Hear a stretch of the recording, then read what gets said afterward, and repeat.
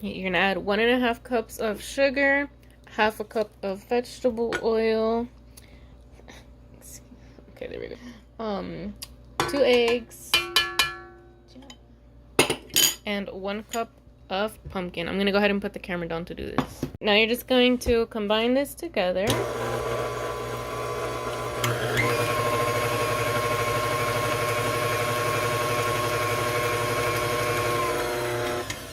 It's super easy. You can do this by hand. It's really easy to do by hand, but I guess I'm lazy. It's late.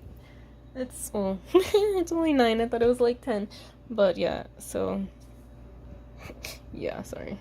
Flour, 1 3/4 cups of flour, 1 teaspoon of baking soda, 1 teaspoon baking powder, some salt. I have it written down as 1 teaspoon, but I feel like that's a lot, and I don't remember if I've always put the whole teaspoon, so use your own judgment.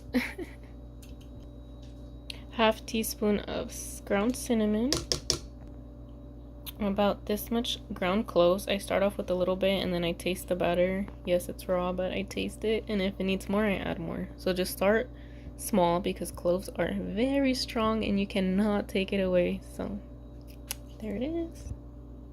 A half teaspoon of nutmeg. All right, now go ahead and sift all of this into your wet ingredients.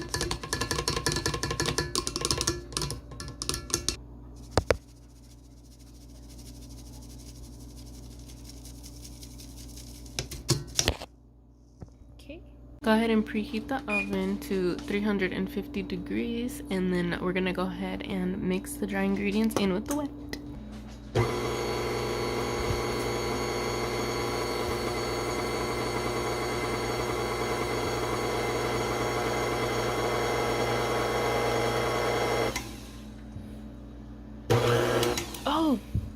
Oh my goodness, I forgot. We need to add water.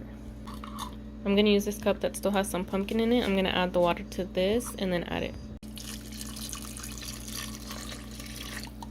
There we go. I was wondering why it was so thick.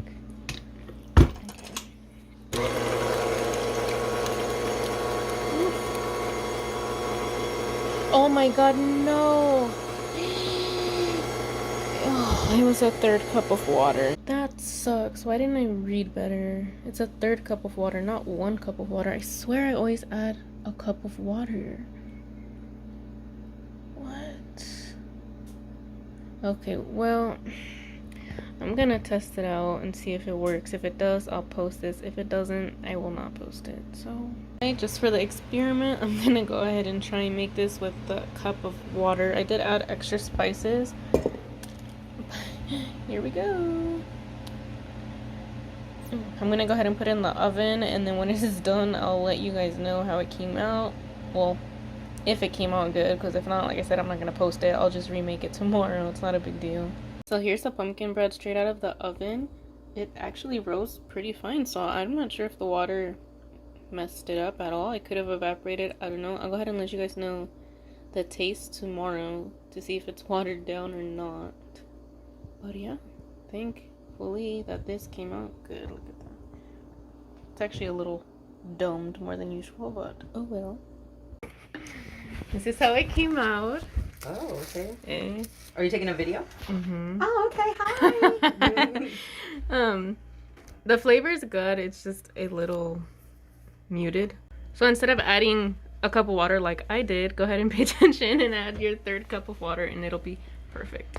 I'm here editing the pumpkin bread video, and I didn't do an intro or an outro, so here it is. Well, this will just be the outro because whatever.